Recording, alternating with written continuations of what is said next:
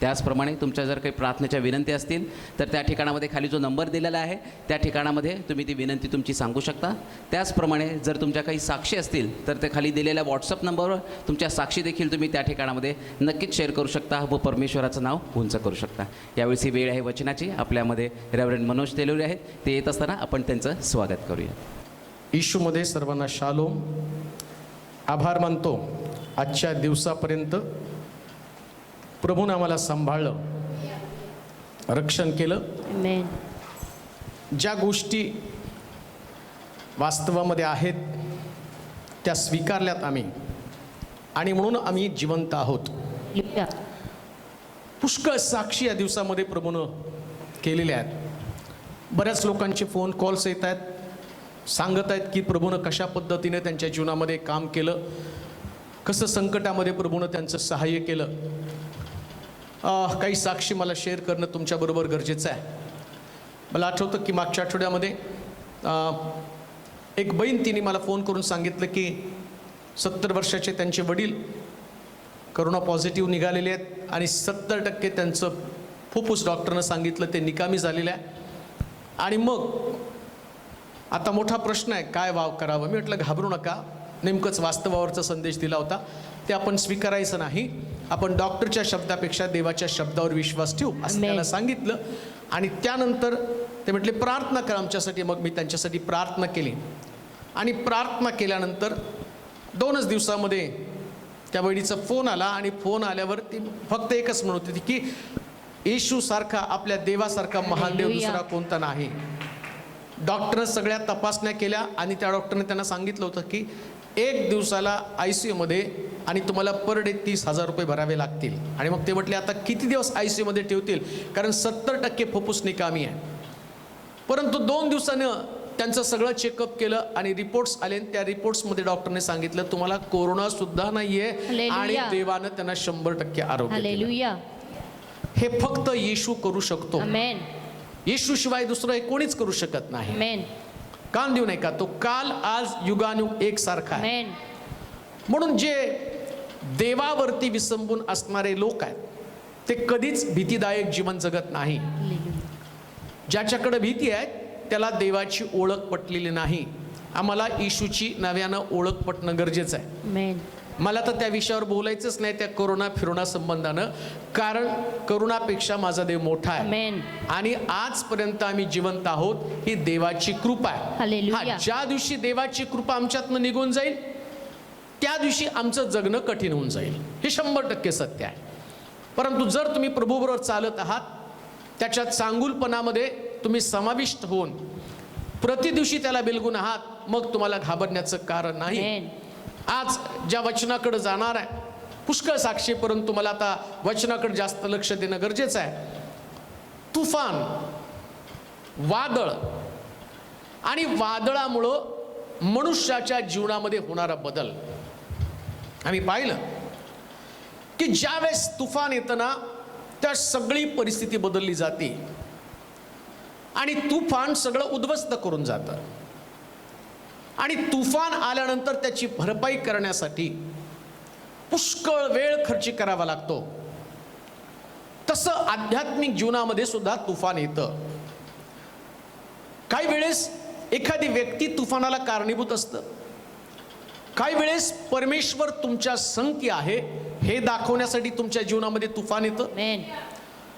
काही वेळेस काही लोकांमुळं एखाद्या परिवारामध्ये, मंडळीमध्ये, कामाच्या ठिकाणामध्ये एक मोठं तुफान आल्याशिवाय राहत नाही. म्हणून या तुफाना संबंधानं समजून घेणं फार गरजेचं आहे. परंतु एक गोष्ट ध्यानात ठेवा, तुफान येणं त्याला 2 कारण. एक तर देवाचा न्याय, दुसरी गोष्ट तुफान येण्याला एक व्यक्ती स्वतः कारणीभूत आहे.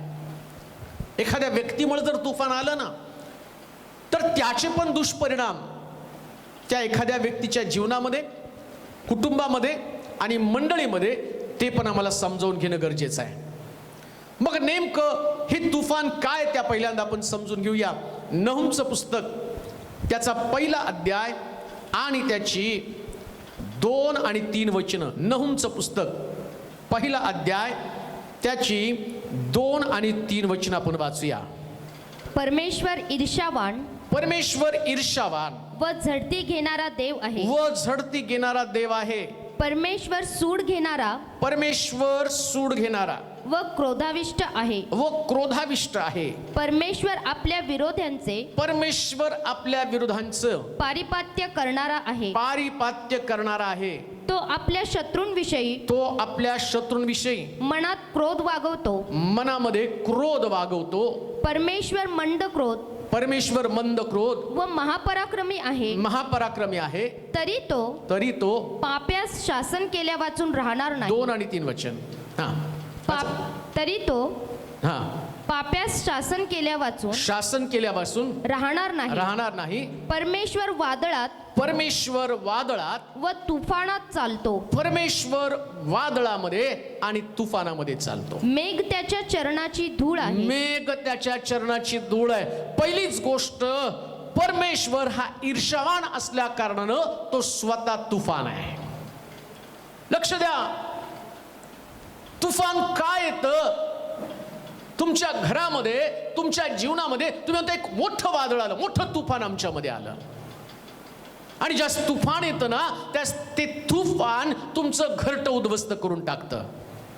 आम्ही पाहिलं कोकणामध्ये जे आलेलं तुफान, घरटी उद्ध्वस्त झाली, घराचे छप्पर उडून गेले, लाईटची खांब पडून गेले, रस्त्यांवरती असणारी झाडं उन्मळून पडली.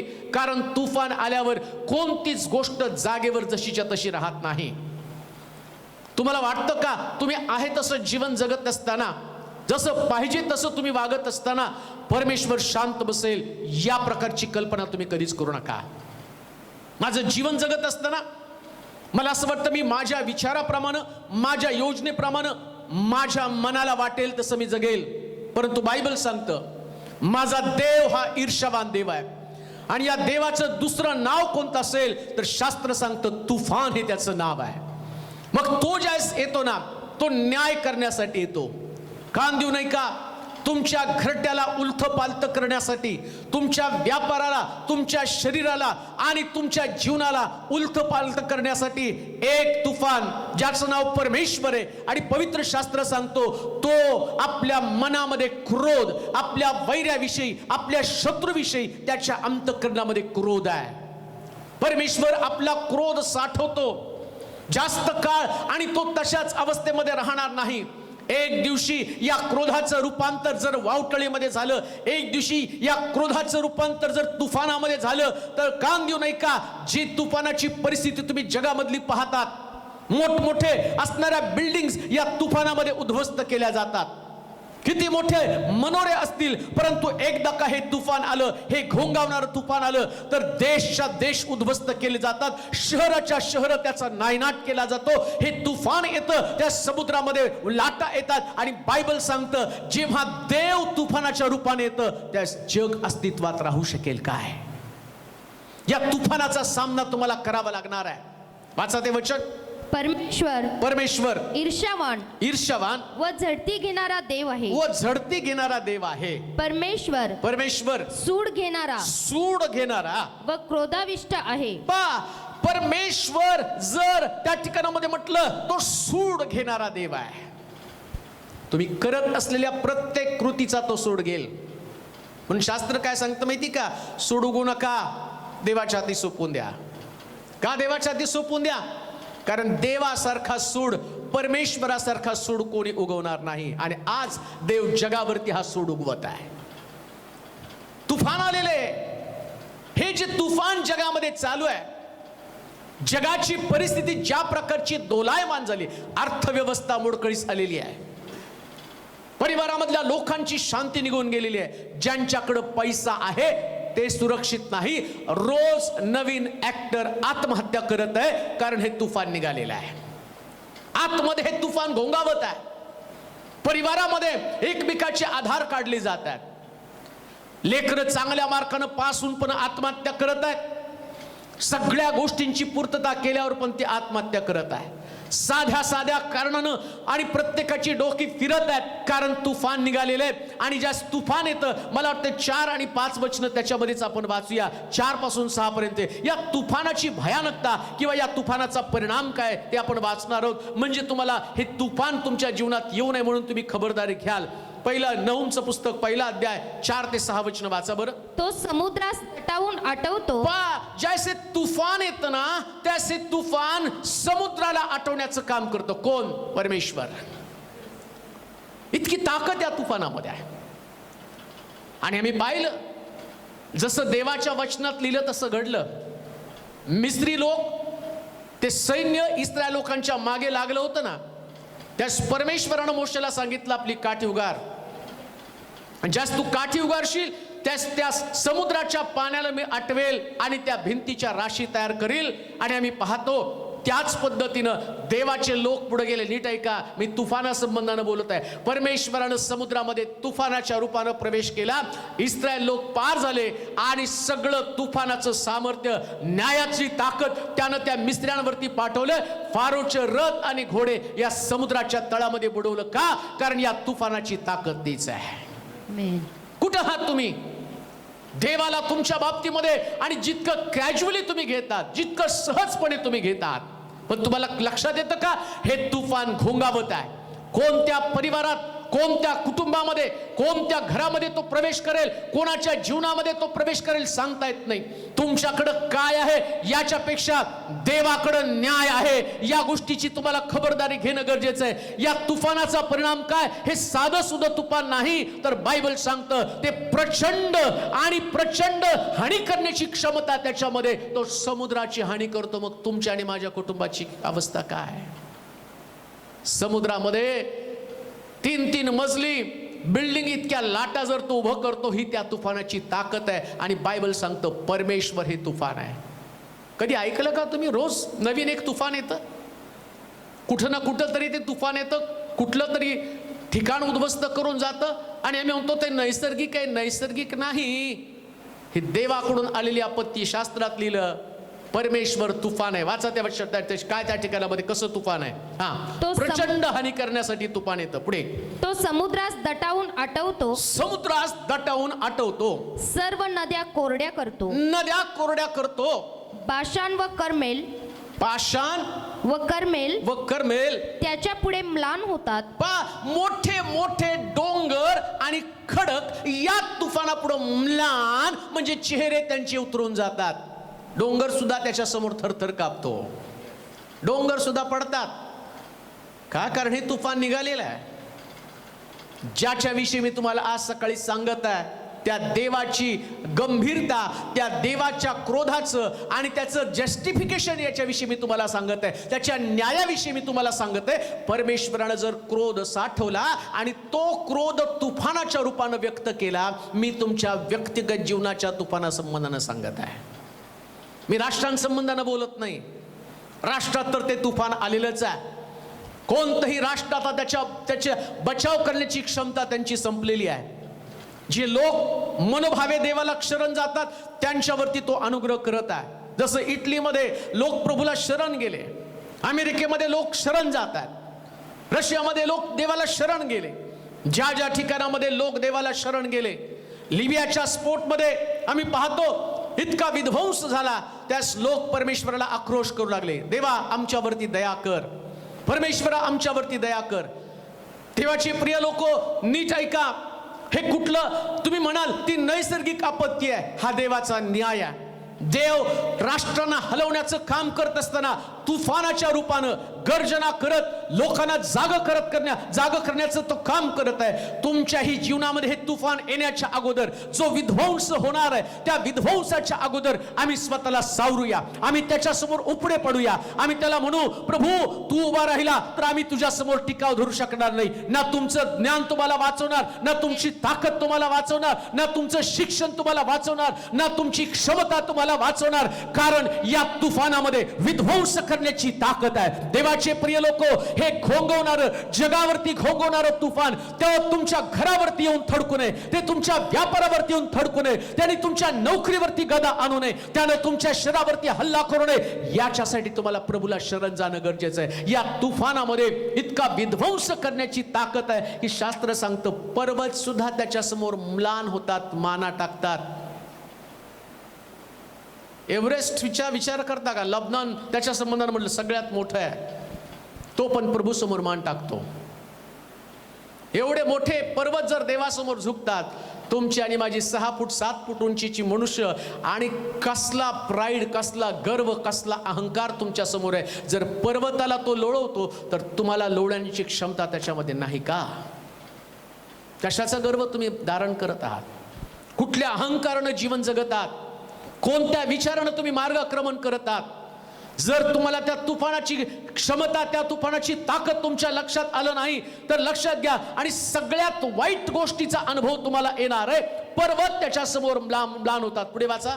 लबानोनाचा फुलवरा, लबानोनाचा फुलवरा कोमेजून जातो. त्याच्या पुढे पर्वत कंपायमान होतात व डोंगर विरघळतात. कसलं तुफान आहे? ज्या ठिकाणात मोठमोठे डोंगर दिसतात ना, जसे तुफान येतं, निर्जीव आहे डोंगर. ना त्याच्यासाठी ख्रिस्तानं प्राण दिला, ना त्याच्यासाठी रक्त सांडलं. पण ज्यावेळेस ही निर्जीव वस्तू परमेश्वराच्या न्यायाकडे पाहते ना, बायबल सांगतं निर्जीव वस्तू सुद्धा परमेश्वरासमोर थरथर कापती. तुमच्या आणि माझ्या नाकपुड्यामध्ये श्वास आहे, तुम्हाला मला बुद्धी आहे काय? आता आम्ही थरथर कापत आहोत का या तुफाना संबंधा? ॲज युजल तुमचं जीवन चाललेलं आहे. रोज जसं जगतात तसंच तुम्ही जगत आहात. तुम्हाला धडकी भरत नाही. जगाचा अंत आणि त्याचं अंजन तुमच्या डोळ्यामध्ये घातलं जात नाही. जी भयानकता जगाची होत आहे, आणि ती भयानकता आज तुमचा परिवार त्याच्यातनं वाचावं, मंडळी त्याच्यातनं वाचावी, कुटुंब त्याच्यातनं वाचावं, मी स्वतः त्याच्यातनं वाचावं, याच्यासाठी तुमच्याकडे काय प्रोव्हिजन आहे? जसं तो थरथर कापतो पर्वत, जसा तो डोंगर थरथर कापतो, तुम्ही सुद्धा परमेश्वराकडे आदरयुक्त भयानं थरथर कापत आहात का? ॲज युजल तुम्ही तुमचं जीवन जगत आहात. जसं जगायचं तसं तुम्ही जगत आहात. तेच विचार तुमच्यामध्ये आहेत. अजूनही तुमच्या डोक्यात त्याच कल्पना आहेत. तुम्हाला वाटतं रोजचा दिवस आणि काहीतरी बदल होईल. रोजच्या परवाच एका व्यक्तीने मला मेसेज करून विचारलं, एवढे लोक प्रार्थना करतात, मग कोरोना का जात? काय कारण आहे कोरोना न जाण्याचं? कोणत्या गोष्टीमुळं या संकटामध्ये देवाने मला ठेवलेलं आहे? कोणत्या गोष्टीमुळं देवाने या संकटामध्ये आम्हाला ठेवलं? का परमेश्वर आमच्या समोर अशा प्रकारच्या गोष्टी करत आहे? याचं कारण एकच आहे. बायबल सांगतो तो तुफान आहे, आणि जास्त तुफान येतो ना, तो तुफान न्याय करतो. तो तुफान स्वस्त बसत नाही, तो तुफान उद्ध्वस्त करण्याचं काम करतो. आणि पर्वत थरथर कापतात. मग आम्हाला सुद्धा देवासमोर थरथर कापण्याचा अनुभव यायला पाहिजे. पश्चाताप दग्ध होऊन परमेश्वरासमोर जाऊन आम्ही उपडे पडून त्याला म्हटलं पाहिजे, आमच्या देवा आम्हाला क्षमा कर, आमच्या राजा आमच्यावरती कृपा कर, आमच्या देवा आम्हाला न्यायापासून, क्रोधापासून आमचा बचाव कर. जोपर्यंत या प्रकारची प्रार्थना तुम्ही करत नाही, तुम्ही देवाच्या क्रोधापासून कधीच वाचू शकत नाही. हे तुफान आहे. हा परमेश्वर साधा सुद्धा परमेश्वर नाही, तो तुफानामध्ये चालणारा परमेश्वर आहे. आणि हे तुफान उद्ध्वस्त करतं, पर्वत सुद्धा त्याच्या समोर थरथर कापतात, असं त्या ठिकाणामध्ये लिहिलंय. पुढे वाचूया आणखी काही वचन. त्याच्या पुढे पर्वत कंपायमान होतात व डोंगर विरघळतात. त्याच्या पुढे ही पृथ्वी हा भूगोल व त्यावरील सर्व रहिवासी थरथर उडतात. त्याच्या नावापुढे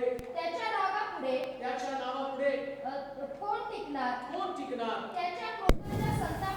त्याच्या क्रोधाच्या संतापापुढे कोण उभा राहणार? त्याच्या संतापाचा वर्षाव अग्नीसारखा होतो. त्याच्या पुढे खडक फुटून त्यांचे तुकडे होतात. एवढं या तुफानामध्ये ताकद आहे. प्रश्न तोच आहे. एवढं सगळं ऐकून तुमच्यामध्ये किती भीती निर्माण झालेली आहे?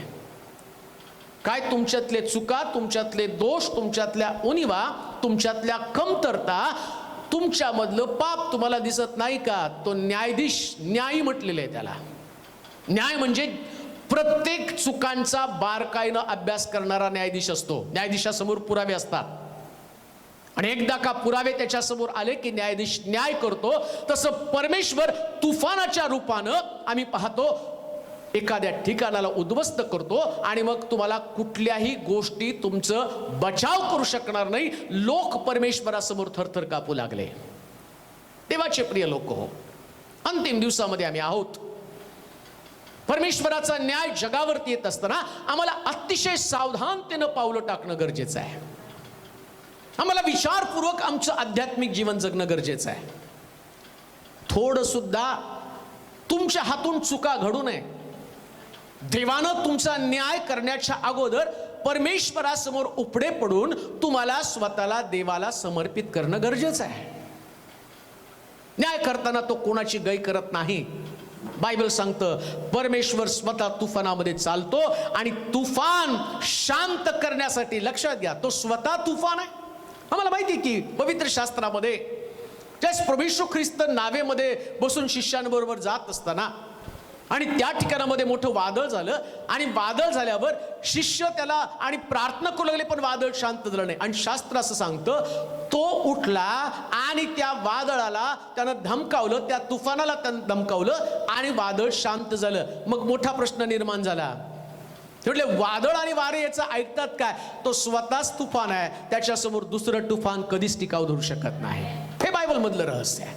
तो स्वतः एक तुफान आहे आणि त्याच्या समोर आलेलं तुफान, हे तुफान उभं राहिलं ना, ते तुफान शांत झालं. तो येऊन शांत केल्याशिवाय, नीट ऐका, तुफान कधी शांत होऊ शकत नाही.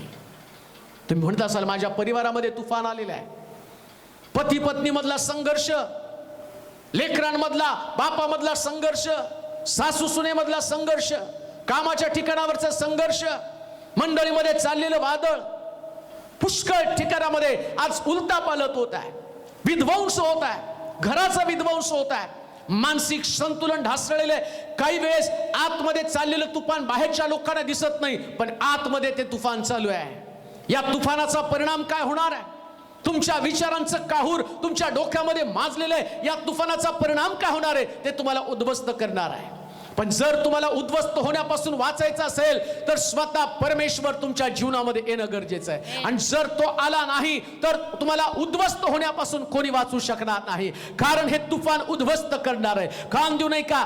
आज सकाळी तुमच्या समोर देवाचं वचन मांडत असताना एक गोष्ट तुम्ही ध्यानात घ्या. जर तुमच्या डोक्यात असं तुफान असेल तर ओळखून घ्या, परमेश्वर मला हलवण्याचा प्रयत्न करत आहे, परमेश्वर आणि मला पुन्हा एकदा जाग करण्याचा प्रयत्न करत आहे. बायबल सांगतं तुफान आलं, त्या शिष्य येशूकडे गेले आणि त्यांनी त्याला हलवलं, त्याला जाग करण्याचा प्रयत्न केला. कान देऊ नये का? येशू झोपत नाही. त्यानं त्यांच्या जीवनातलं तुफान त्यांना समजावं, या तुफानाची भयानकता त्यांच्या लक्षात यावी, या तुफानाचा परिणाम किती भय त्यांच्यामध्ये उत्पन्न होतं याच्यासाठी हे तुफान आलं. आणि येशू उठला, त्यानं त्या तुफानाला दटावलं, कारण तुफान त्याचं ऐकतात. कान देऊ नये का? तुमच्या जीवनातलं तुफान शांत करणारा आज सकाळी मी त्याच्या समोर आणि तुमच्या समोर त्याला मांडत आहे. येशू हे एक तुफान आहे, ते तुमच्या जीवनातल्या तुफानाला शांत करेल. तुमच्या जीवनातलं तुफान शांत करण्यासाठी प्रभूला तुमच्याकडे येणं गरजेचं आहे. आमेन.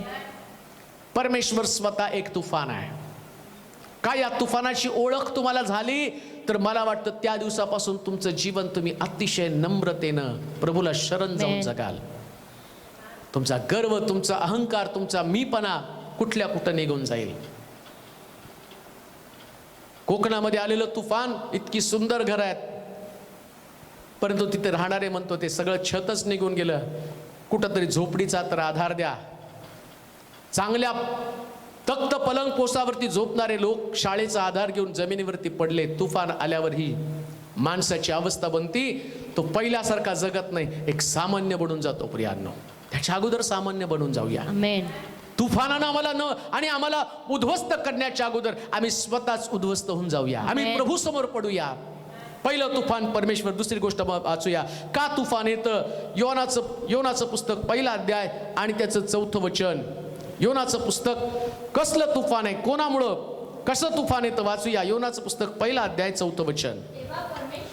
तेव्हा परमेश्वरानं समुद्रामध्ये प्रचंड वायू सोडला समुद्रात आणि समुद्रात असे मोठे तुफान आलं की जहाज फुटण्याच्या लागास आले. जहाज फुटण्याच्या लागास आलं. खलाशी घाबरले व आपापल्या दैवतांचा धावा करू लागले. आपापल्या दैवतांचा धावा करू लागले. मग त्यांनी जहाज हलके करण्यासाठी त्यातील माल फेकून दिला. बस खूप वेळा वाचलेला आहे. तिथं तुफान आलं असं लिहिलं. योनाला धड्यात दाखवण्यासाठी परमेश्वरानं एक तुफान त्या समुद्रामध्ये पाठवलं. ऐका नाही, या तुफानाची भयानकता कधी कधी माझ्या लक्षात न आल्या कारणानं कसं अनेकांचं नुकसान होऊ शकतं ते मला ध्यानात घेणं गरजेचं आहे. परमेश्वर स्वतः तुफान आहे आणि एखाद्या व्यक्तीला त्याचा मार्ग बदलण्यासाठी, त्याला ताळ्यावरती आणण्यासाठी, त्याच्या चुका त्याच्या पदरामध्ये घालण्यासाठी ज्या मार्गाने त्यानं गेलं पाहिजे, ज्या ठिकाणामध्ये त्यानं पोचलं पाहिजे, जे काम त्यानं करायला पाहिजे, याच्यासाठी प्रभू त्या व्यक्तीच्या जीवनामध्ये तुफान आणतो. असं योनाच्या बाबतीमध्ये घडलेलं आहे. आता दोन गोष्टी मी तुमच्या समोर मांडणार आहे. पहिली गोष्ट, योनाला ताळ्यावरती आणण्यासाठी तुफान, आणि दुसरी गोष्ट, योना ज्याच्यामुळं तुफान आलं आणि ज्याच्यानं इतर लोकांचं नुकसान झालं. दोन गोष्टी तुमच्या समोर मी मांडणार आहे. पहिला जो मुद्दा तुमच्या समोर मांडताना, तुफान आलं योनाला धडा दाखवण्यासाठी, त्याला धडा शिकवण्यासाठी. त्याला सांगितलं होतं निनिवेला जा, पण तो निघाला तार्शिशला. असं काय होणार? तो निनिवेत पण जाऊन सुवार्ता सांगेल, तार्शिश मध्ये पण जाऊन सुवार्ता सांगेल. दोन्हीकडे पण तो देवाचं काम करणार आहे. परंतु परमेश्वराच्या दृष्टिकोनातनं त्याच्या शब्दाला, तो सांगतो त्या वाक्याला किंमत आहे. नीट ऐका परत. परमेश्वर जे जे तुम्हाला बोलतो, नीट ऐका, जेवढे उपदेश तुम्ही आतापर्यंत ऐकलेले आहेत, कोणताही उपदेश कॅज्युअली घेऊ नका. मला जे आवडतं, ज्या पद्धतीनं, शेवटी मी प्रभूचंच काम करतो, मी प्रभूच्याच योजनेप्रमाणे चालतो. जो शब्द उपदेशाच्या रूपानं तुमच्याकडे आला, क्षमेचा असेल, प्रेमाचा असेल, दया करण्याचा असेल, पाप सोडण्याचा असेल, सेवा करण्यासंबंधीचा संदेश आला असेल, जो शब्द आज्ञेच्या रूपानं तुमच्याकडे आला, तो शब्द तुम्हाला तसाच पाळला पाहिजे. त्याच्या व्यतिरिक्त तुम्हाला दुसरं काही करता कामा नये. हालेलुया. हा तुमच्या समोर संधी उपलब्ध होणार. तुम्ही निनिवेला जाण्याच्या ऐवजी तार्शिशचं जहाज तुमच्या समोर येणार आणि ते तुम्हाला सांगणार, हे परमेश्वराची योजना आहे. परमेश्वरानंच तुला जहाज पाठवलं ना. निनिवेचं नंतर आलं, तार्शिशचं अगोदर आलं. लक्षात ठेवा, देवाची आज्ञा मोडण्यासाठी आज्ञामोडीचं जहाज पहिल्यांदा तुमच्या समोर हजर होतं. पण तुमच्याकडे तो संयम असणं गरजेचं आहे. आमेन. संयम फार महत्वाचा आहे. आमेन. ज्याच्याकडे संयम नाही, त्याच्या जीवनामध्ये तुफान येणारच आहे. तुम्हाला सेल्फ कंट्रोल असला पाहिजे. तुमच्या भावना तुमच्याकडे नियंत्रित असल्या पाहिजे.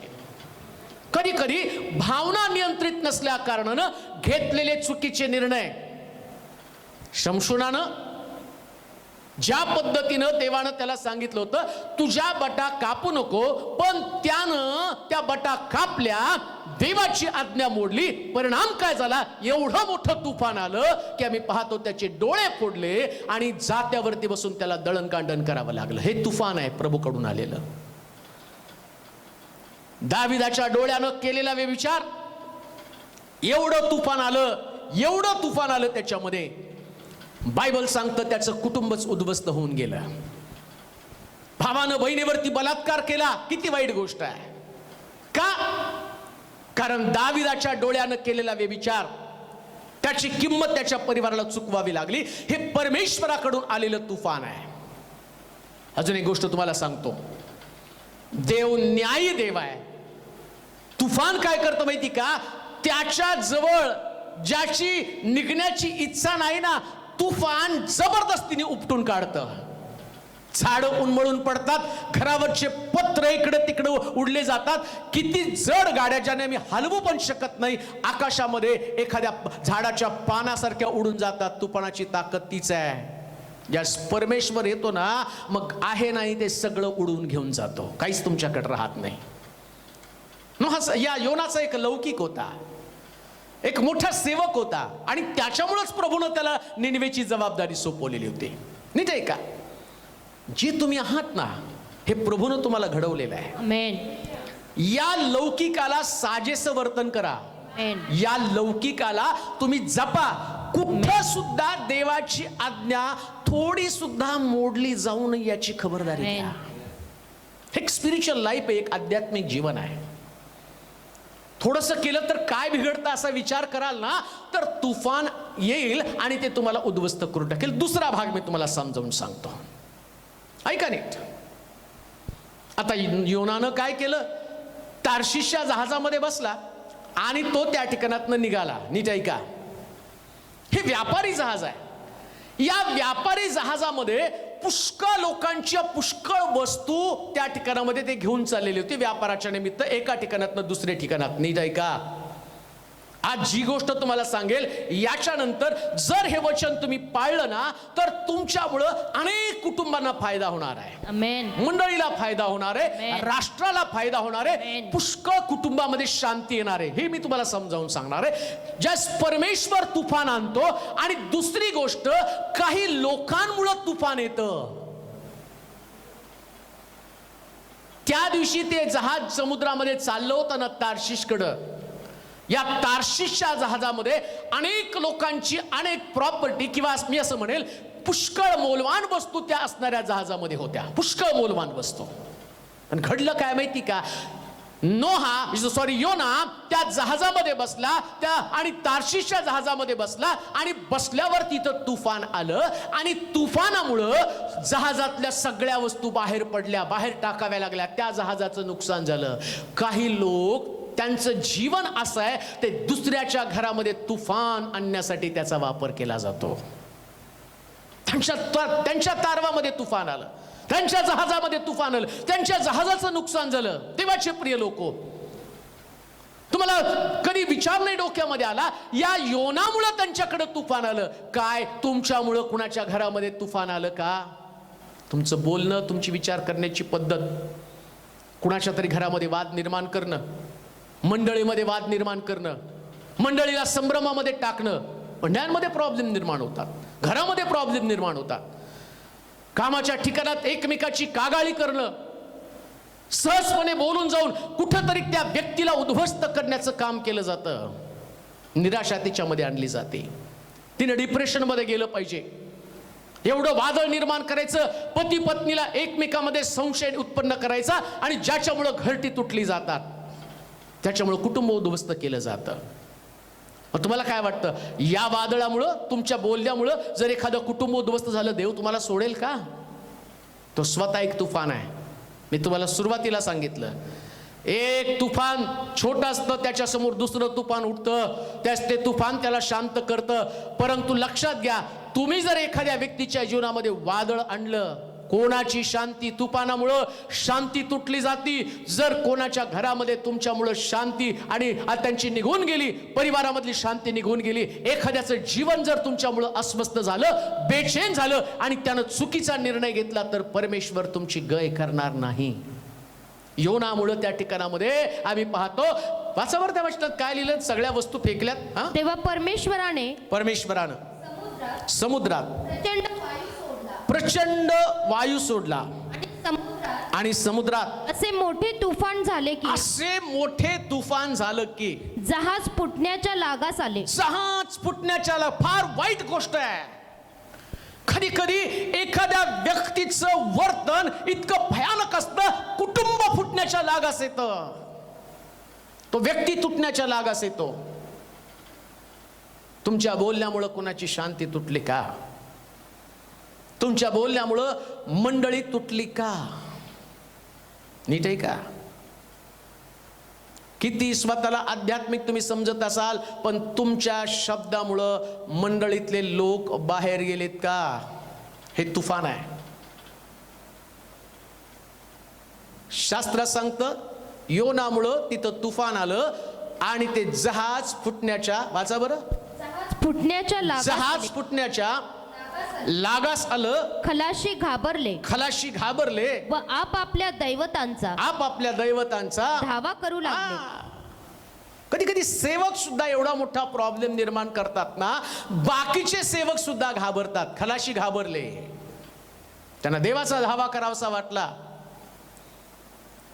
एक सेवक, एक पाळक म्हणून आज जी गोष्ट मी तुम्हाला सांगत आहे, दुसऱ्याच्या मंडळीमध्ये गोंधळ निर्माण करणारं वक्तव्य कधीच करू नका, आमेन. ज्याच्यानं दुसऱ्याच्या मंडळीमध्ये प्रॉब्लेम निर्माण होईल. देव तुफान आणतो, पण कधी कधी माणसं सुद्धा, काही लोकांमुळे तुफान येतं.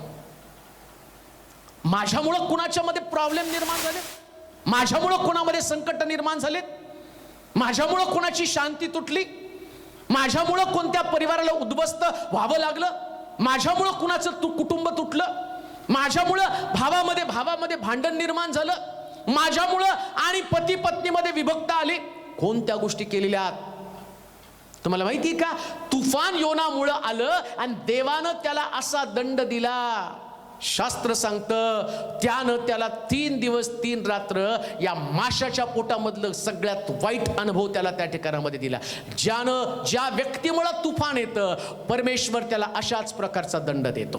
त्यांचं नुकसान झालं, जहाजाचं नुकसान झालं, पण सगळ्यात मोठं योनाच्या जीवनातला, मिनिस्ट्रीतला सगळ्यात वाईट कालखंड कोणता असेल, ज्या योना विचार करत असेल, त्याचे 3 दिवस माशाच्या पोटातले असणारे 3 दिवस 3 रात्र, आणि तो शहारून गेला असेल. आणि जेव्हा तो विचार करत असेल, जर मी कदाचित देव सांगतो तसं आणि मी निनवेला गेलो असतो, तर कदाचित आज मी चांगल्या अवस्थेमध्ये राहिलो असतो. परंतु मी स्वतः आणि माझ्या चुका केल्या, आणि या चुकांमुळं मला 3 दिवस निनवेत घालवण्याच्या ऐवजी माशाच्या पोटामध्ये घालवावे लागले. आणि माशाच्या पोटातला अनुभव हा त्याच्यासाठी थरारक, त्याच्यासाठी भयानक, त्याच्यासाठी अतिशय कष्टाचा अनुभव होता. देवाचे प्रिय लोको, कोणाच्या जीवनामध्ये जर माझ्यामुळे वादळ आलं तर कान देऊ नये का? हा ही गोष्ट तुमच्यासाठी अतिशय त्रासदायक असणार आहे.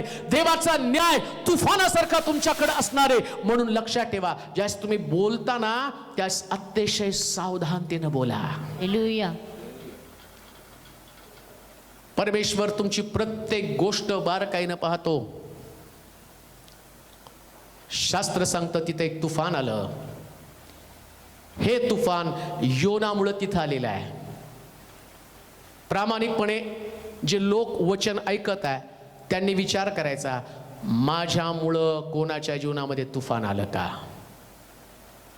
माझ्यामुळं कोणाची परिस्थिती गंभीर बनली का? माझ्यामुळं कोणाचं कुटुंब उद्ध्वस्त झालं?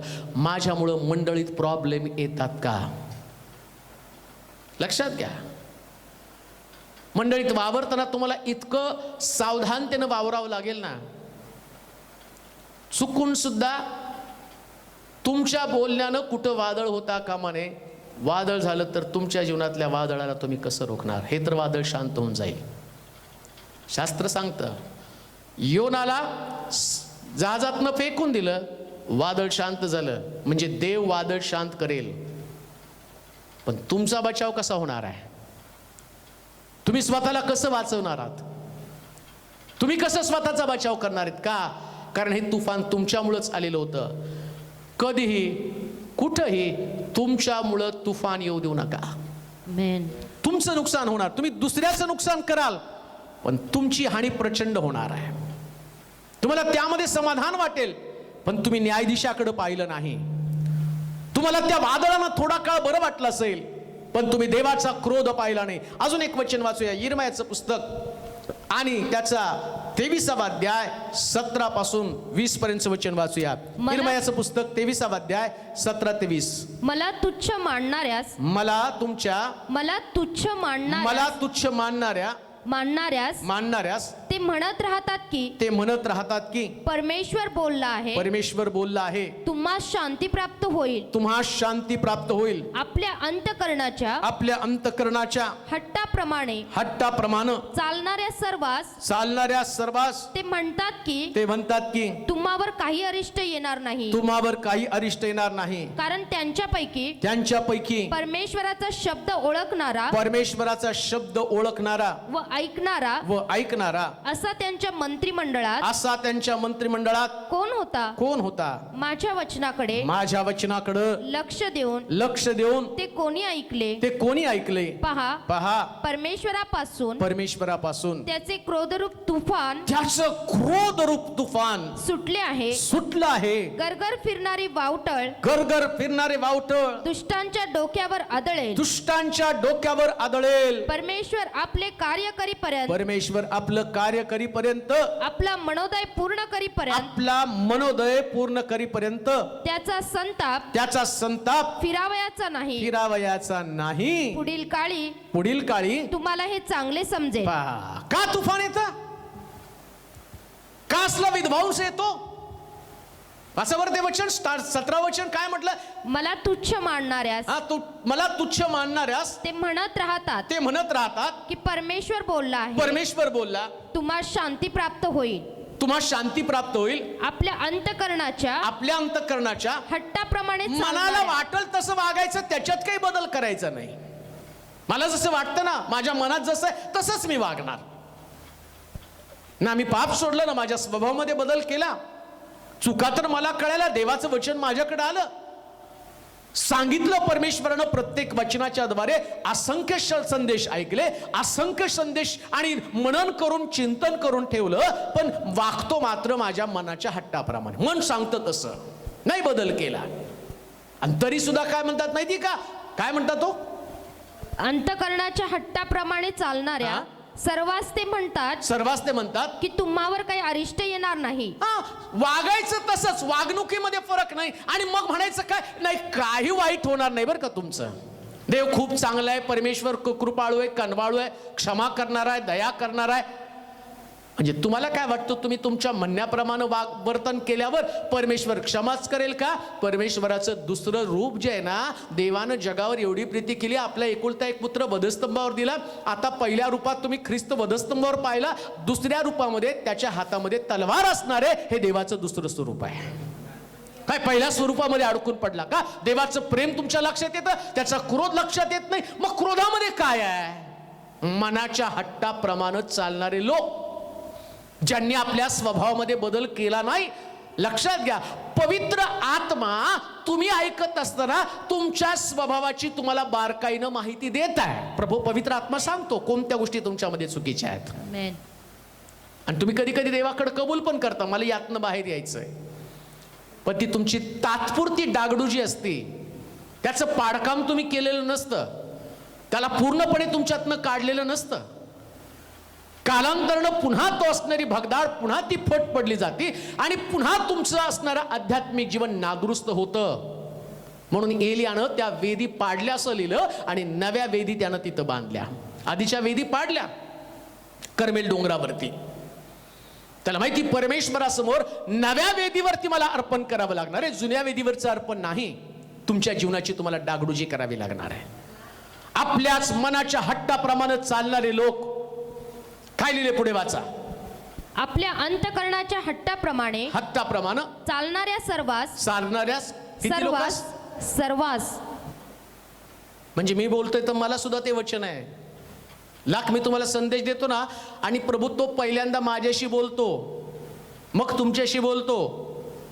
माझ्याही स्वभावामध्ये बदल नाही तर तो आज सकाळी मला सुद्धा सांगते, बाबा मनाच्या हट्टाप्रमाणे चालू नकोस. पुढे वाचा.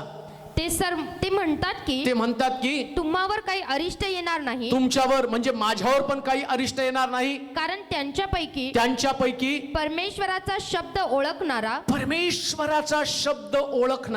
व ऐकणारा असा त्यांच्या मंत्रिमंडळात कोण होता? काय ते मला प्रश्न पडला. कोण या परिवारात, कोण या मंडळीमध्ये, कोण आज सकाळी देवाचं वचन ऐकायला बसलेले आहेत, अशा लोकांमधला तो प्रश्न करतो की तुमच्यामध्ये माझा शब्द ऐकणारा कोण आहे? आमेन. तुम्ही देवाचा शब्द ऐकणारे नसाल, तुफान तुमच्या जीवनात कधी प्रवेश करेल सांगता येत नाही. मी तुम्हाला भीती घालत नाही, मी तुमच्या समोर वास्तव देवाचं चित्रण उभं करत आहे. उपदेश तुम्हाला बरा वाटण्यासाठी नव्हे, उपदेश तुमचं परिवर्तन होण्यासाठी मी करत आहे, बदल होण्यासाठी करत आहे. जर परमेश्वराच्या शब्दाकडे दुर्लक्ष कराल तर तुम्हाला भारी किंमत चुकवावी लागणार आहे.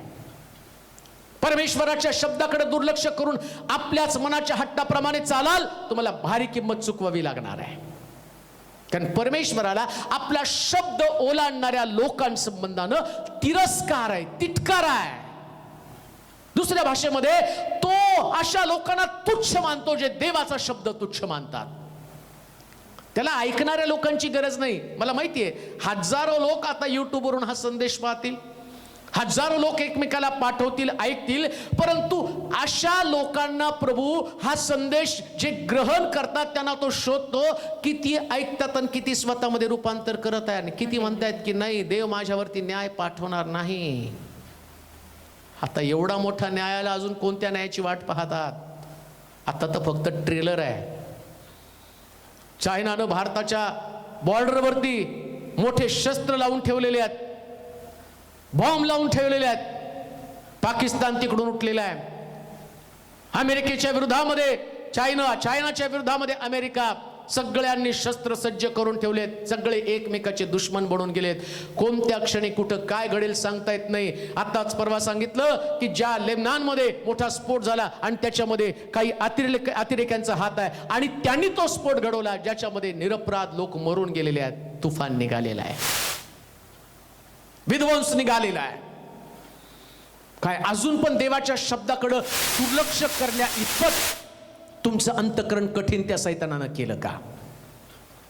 अजूनही तुमची हिंमत एवढी वाढली की तुम्हाला त्याच्याबद्दल काहीच खंत वाटत नाही. मग तुफानाची वाट पाहतात, मोठ्या घोंघवणाऱ्या वाऱ्याची वाट पाहतात की जो येईल आणि परमेश्वर त्याचा क्रोध तुमच्यावरती घेऊन. लिहिलं वाचा त्या ठिकाणी, पुढे वाचा बरं. माझ्या वचनाकडे लक्ष देऊन ते कोणी ऐकले? कोणी ऐकलं? पहा परमेश्वरापासून त्याचे क्रोधरूप तुफान सुटले आहे. गरगर फिरणारी वावटळ दुष्टांच्या डोक्यावर आदळील.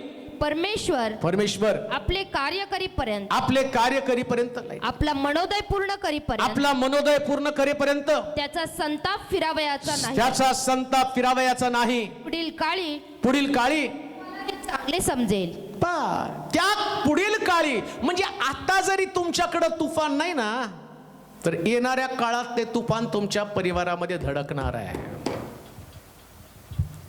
येणाऱ्या काळामध्ये ते तुफान तुमच्या कुटुंबामध्ये येणारच आहे. कुठपर्यंत? जोपर्यंत तुम्हाला समजत नाही, जोपर्यंत तुम्हाला हे ज्ञान होत नाही, तोपर्यंत हे तुमच्या लक्षामध्ये येणार आहे. काय लक्षात येणार आहे? हे तुफान परमेश्वरापासून आहे. हे तुफान तुम्हाला उद्ध्वस्त करणार आहे. वेळीच परमेश्वराला शरण जा. त्यानंतर आणखी एक वचन वाचू, नीतिसूत्राचं पुस्तक, त्याचा पहिला अध्याय, त्याचं 17 वचन. नीतिसूत्र पहिला अध्याय 17 वचन वाचा पटकन. एखाद्या पक्षाच्या डोळ्या देखत जाळे पसरणे व्यर्थ होय. नीती 1:27. वादळाप्रमाणे तुम्हावर संकट येईल आणि तुफानाप्रमाणे तुम्हास विपत्ती प्राप्त होईल. विपत्ती व उद्वेग ही तुम्हावर ओढवतील. तुफान म्हणजे तुमच्या जीवनामध्ये विपत्ती येईल. तुम्हाला आज सकाळी मी तुफानाविषयी सांगत आहे ना, जे लोक परमेश्वराच्या शब्दाकडे दुर्लक्ष करतात, जे देवाला ओळखत नाही, जे मनाच्या हट्टाप्रमाणे चालतात, बायबल सांगतं तुफानाप्रमाणे तुमच्यावरती विपत्ती येईल. तुम्हाला जर माझं बोलणं समजत असेल ना, तर तुमच्या डोळ्यासमोर जगामध्ये आलेले तुफान आणि त्या तुफानामधला विध्वंस, त्याचं चित्रण तुमच्या डोळ्यासमोर येऊ द्या. आणि ते पिक्चर जर एकदा तुमच्या डोळ्यासमोर क्लिअर झालं ना, मग तुम्ही त्या तुफानामध्ये कुठं असणार आहे हे तुम्हाला समजणार. कसली विपत्ती हो? इयोबाने अनुभवली ती विपत्ती. लेकरं डोळ्या देखत मरून पडली, गाढवी गेले, उंट गेले, बैल गेले, सगळे घेऊन गेलेले आहेत. डोळ्या देखत धार्मिक व्यक्तीचा विध्वंस त्या ठिकाणात त्यानं पाहिला. एवढं करून तो थांबला नाही. काय विपत्ती त्याच्यावरती आली? विपत्तीचं वर्णन इयोबाच्या पुस्तकात तुम्हाला अगदी स्पष्ट सापडेल. काय काय विपत्ती त्याच्यावरती आली, किती प्रकारची संकट त्याच्यावरती आले. आर्थिक संकट तर आलं, व्यापाराचं संकट आलं, सगळ्या संकटाचा सामना त्याला करावा लागला. असं एकही संकट तुमच्या घरात थांबणार नाही जे परमेश्वर पाठवत आहे. आणि मग त्याला अडवणारं जगातला कोणी पाळक नसणार आहे, कोणी तुमच्यासाठी मध्यस्थी करू शकणार नाही. कारण जर देवाकडनं आलं तर अडवणार कोण? म्हणून ज्या व्यक्तीने मला प्रश्न केला ना, का परमेश्वर एवढे लोक प्रार्थना करत आहे, मग कोरोना का बंद करत नाही? बाबा, देवाकडनं आलेलं तुफान आहे. लाख तुम्हाला विचारला प्रश्न तर त्याचं उत्तर मी आज तुला देतो. हे देवाकडनं आलेलं तुफान आहे. आधी जर लोक मनोभावे देवाला शरण गेले असते, आधी जर लोकांनी देवाला ओळखलं असतं, एवढं मोठं तुफान उद्ध्वस्त करण्यासाठी त्याला पाठवावं लागलं नसतं. कान देऊ नये का? देव कधी चुकत नाही, तो परिपूर्ण आहे आणि त्याच्या योजना अव्यंग आहे. 2000 वर्ष, 2020, 2020, आता प्रभू 2020 खेळायला लागलाय. तुम्ही खेळला, तुम्ही टेस्ट मॅच 5-5 दिवस, 2020 वर्ष खेळला तुम्ही. आता 2020 मधला स्कोर बघा. रोज पेपर उघडून बघावं लागतं किती कोरोनाबाधित झाले आणि किती मेले. हा तुमचा स्कोर आहे 2020 मॅच मधला. अजूनपर्यंत मेले नाही, एवढे मरायला लागलेत का? कारण परमेश्वर तिथं असं लिहिलं. काय वाचा बरं? वादळाप्रमाणे तुम्हावर संकट येईल, तुम्हा संकट येईल आणि तुफानाप्रमाणे तुम्हास विपत्ती प्राप्त होईल. विपत्ती व उद्वेग ही तुम्हावर ओढवतील. हा तुफान साधं सुद्धा नाही, विपत्ती आणि उद्वेग कळतो का तुम्हाला? ज्या विपत्ती येऊन जाती ना, त्याची झालेली नुकसान, झालेली वाताहत, त्याला पाहिल्यावरती मनाची होणारी घालमेल, याच्यातनं मी कसं सावरू, आणि जे भविष्य अंधकारमय बनतं ना, त्याला उद्वेग म्हटलेलं आहे की यातून आता मी कसं बाहेर पडणार आहे. मार्ग सापडत नाही. रात्रंदिवस रडण्याशिवाय तुमच्या समोर मार्ग सापडत नाही का? कारण परमेश्वराकडनं आलेलं हे तुफान आहे. आज सकाळी तुम्हाला जाग करत असताना देवाचे प्रिय लोको, संतगण हो, परमेश्वराच्या वचनाकडे कान द्या. कधी कुठल्या तुमच्या शब्दानं कोणाकडे तुफान येऊ देऊ नका. देवाचं वचन आहे तसं स्वीकारून स्वतःमध्ये परिवर्तन करून घ्या. आत्ताच वेळ आहे. तुमचा बिझनेस जर फ्लॉप होण्यापासून वाचायचा असेल, परमेश्वराच्या वाणीकडे कान द्या. नाहीतर व्यवसायात आलेलं तुफान, त्याची भरपाई पण तुम्ही कधी करू शकणार नाही. आहे तुमच्याकडे भरपूर ज्ञान.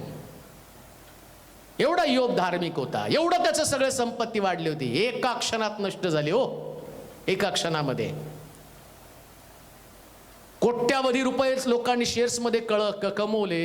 एकदाच देवाने असा फटका दिला, लाखो कोटी रुपये एका दिवसामध्ये उद्ध्वस्त होऊन जातात. हा परमेश्वराचा फटका बसला ना, राजाचा रंक आणि रंकाचा राजा व्हायला वेळ लागत नाही.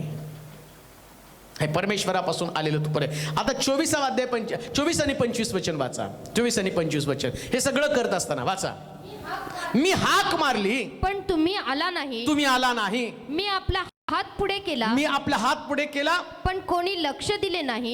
तुफान का आलं? मी हाक मारली पण तुम्ही आला नाही. कित्येक वेळा देवानं हाक मारली माझ्या मंदिराकडे, माझं वाणी ऐक, माझ्याकडे मला शरण जा, मी काय बोलतो ते ऐक, पण तू ऐकलं नाही. पुढे हात पुढे केला पण कोणी लक्ष दिलं नाही.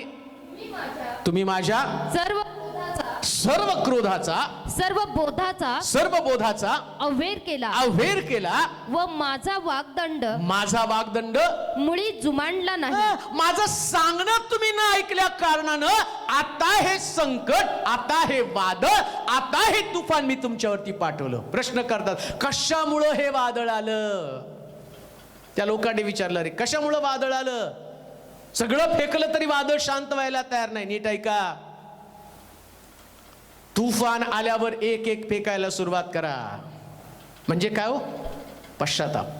एक एक गोष्ट, कशामुळे तुफान आलं, काय झालं? पाळकाला फोन करून विचारू नका. पाळकाला काय माहिती तुम्ही कसं वागता.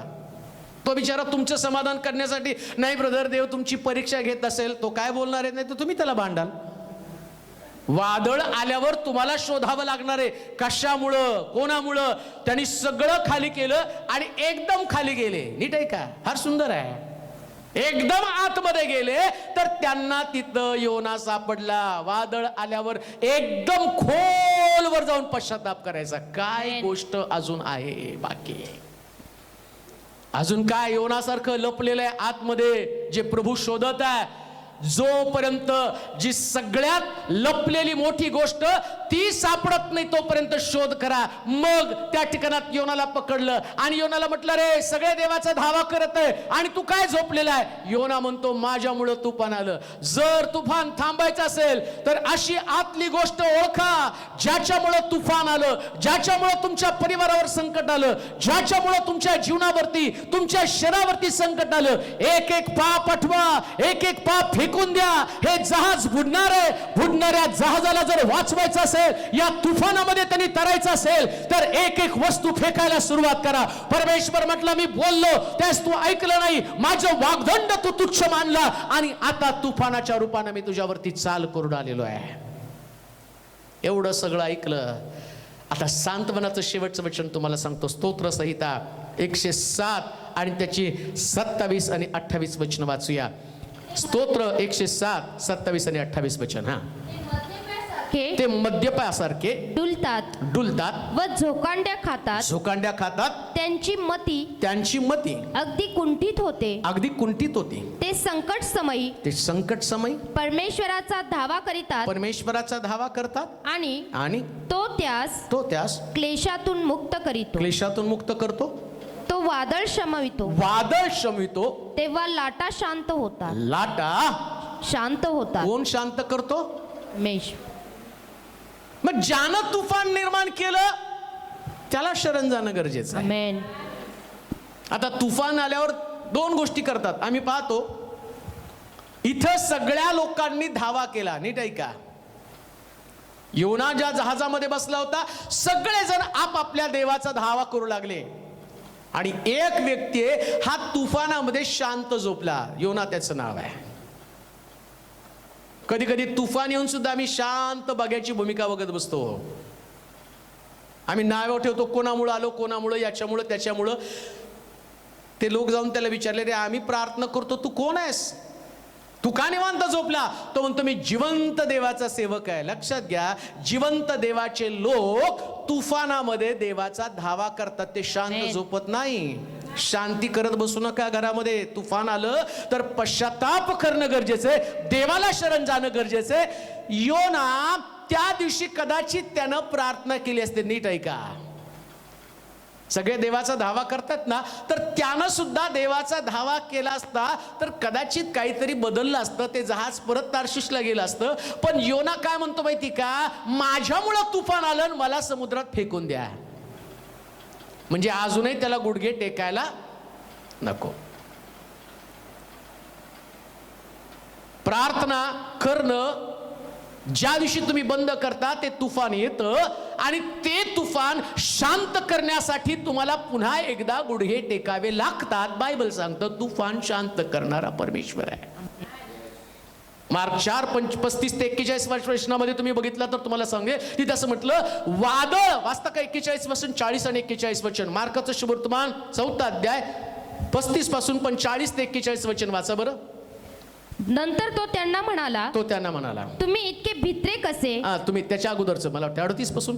तो तर वरामावर उश्वास घेऊन झोपी गेला होता. तेव्हा ते त्याला जागे करून त्याला म्हणाले, गुरुजी आपण बुडत आहोत तरी आपल्याला काहीच वाटत नाही. आपल्याला काही वाटत नाही का? तेव्हा त्याने उठून वाऱ्याला धमकावलं आणि समुद्राला म्हटलं, उगा रहा, शांत हो. मग वारा पडला व अगदी निवांत झाला. नंतर तो त्यांना म्हणाला, तुम्ही इतके भित्रे कसे? तुम्हाला विश्वास कसा नाही? तेव्हा ते अतिशय घाबरले व एकमेकास म्हणू लागले. काय म्हणू लागले? हा आहे तरी कोण? वारा व समुद्र हे देखील याचे ऐकतात. मग तुफान त्याचं ऐकतो. त्यालाच हाक मारलेली किती चांगली गोष्ट आहे. आलेलं तुफान शांत करण्याचं शेवटचं सूत्र तुम्हाला सांगतो. येशूला आवाज द्या. आमेन. आतमधल्या सगळ्या गोष्टी टाकून द्या. हालेलुया. रूपांतर करा. तुमचा बिझनेस पहिल्यापेक्षा तुफान चालेल. आमेन. ज्या तुफानानं उद्ध्वस्त केलं, आता या तुफानाला शांत करणारा देवेल तुमच्या व्यापारातलं अरिष्ट काढून टाकेल. आमेन. तुमच्या घरामध्ये आलेलं तुफान, पती पत्नीपासून विभक्त आहे, भाऊ भावाशी अबोला धरत आहे, मंडळीमध्ये प्रॉब्लेम आहेत. कोणामुळं प्रॉब्लेम आहे त्या व्यक्तीने जर स्वतःला ओळखलं, पश्चाताप केला, देवाजवळ कबुली दिली आणि प्रभूला जातो म्हटलं, प्रभू मला क्षमा कर, कान देऊ नाही का. माशाच्या पोटामध्ये जाऊन राहणं ही गोष्ट तुमच्यासाठी कधीच चांगली नाही. कधीच कोणाच्या जीवनामध्ये तुफान आणू नका. आणि जर समजा तुमच्या जीवनामध्ये तुफान आलं तरी सुद्धा जसं योनाला आणि सगळं सामान त्यांनी बाहेर टाकलं, शेवटचं सामान योना बाहेर पडला, तसं शेवटची अशी कोणती गोष्ट आहे जी तुम्हाला अजूनही टाकणं गरजेचं आहे. जोपर्यंत ती शेवटची गोष्ट टाकत नाही तोपर्यंत हे तुफान आणि तुमच्या जीवनात थांबू शकत नाही. परमेश्वर आज तुमच्याशी बोलत आहे. मला तुमच्या जीवनातल्या गोष्टी माहिती नाही, पण जो परीक्षक आहे, जो न्यायाधीश आहे, जो न्यायी आहे, ज्या गोष्टीमुळं तुमच्या त्याच्या अंतःकरणात क्रोध साठला, ती गोष्ट जर तुम्ही बाहेर टाकाल, जसं जहाजामध्ये योना होता, एका गोष्टीमुळं एवढं मोठं तुफान आलं आणि योनाला बाहेर टाकल्याबरोबर तुफान शांत झालं. योनानं माशाने योनाला गिळलं आणि आम्ही पाहतो निनिवेवरती टाकलं. तसं ज्या दिवशी तुम्ही आपलं समर्पण कराल, योनासारखी गोष्ट बाहेर टाकाल, परमेश्वर इच्छित स्थळी तुम्हाला नेईल. जिथं तुमची जागा आहे, ज्या ठिकाणात प्रभूला तुम्हाला न्यायचं आहे, तुम्ही या जगामध्ये योनासारखं कायमस्वरूपी त्या अनुभवामध्ये नसावं. 3 दिवस त्याला राहावं लागलं. मी तुमच्यासाठी आनंदाची बातमी सांगतो. जसं योनाचा 3रा दिवस संपला आणि योनाची परिस्थिती बदलली, आता मी म्हणतो आजच्या दिवसापासून स्थिती बदलायला सुरुवात आहे. जर स्वीकाराल ते सत्य, ग्रहण कराल, परिस्थितीला बदल करणारा, तुफान शांत करणारा देव तुमच्यामध्ये आणि तो तुमच्या जीवनातलं, परिवारातलं वादळ शांत करेल. आणि तुम्ही पहिल्यापेक्षा योना तिथून गेल्यावर, त्यात शास्त्र सांगतं, योना तिथं पोचला, या तुफानानं त्याला शिकवलं, त्याच्यात एक उर्मी आली. बायबल सांगतं सगळ्या निनिवेला त्यांनी सुवार्ता सांगितली. निनिवेनं पश्चाताप केला, देवाची योजना सफल झाली. तसंच देव या राष्ट्रासाठी, या तुमच्या राज्यासाठी, तुमच्या परिवारासाठी देवानं तुमच्यामध्ये तुफान आणलं. पण ओळखाल आणि त्याला शरण जाल तर देव त्याची योजना या शहरासाठी, या देशासाठी तुमच्याद्वारे सिद्धीस नेईल आणि मग तुमच्याद्वारे इतिहास लिहिला जाईल. इतिहासामध्ये लिहिलं निनिवेचं परिवर्तन घडलं, तसं देव या तुफानाच्या द्वारे आणखीन एक गोष्ट कळेल. इथं तुफान येईल, परंतु तुफानानंतर तुम्ही देवाला आरोळी माराल आणि तुम्ही इतिहासाची पानं लिहायला सुरुवात कराल. का? कारण तुफान तुम्हाला शिकवत आहे. देव स्वतः तुफान आहे आणि या तुफानातनं तो देव तुमच्याशी बोलत आहे. प्रार्थना करू आपण. सर्व समर्थ देवा, तुझी स्तुती करतो, तुझी आराधना करतो, मनापासून तुला धन्यवाद देतो. तुझं वचन आमच्यापर्यंत आलेलं आहे, प्रामाणिकपणे आम्ही स्वीकारत आहोत.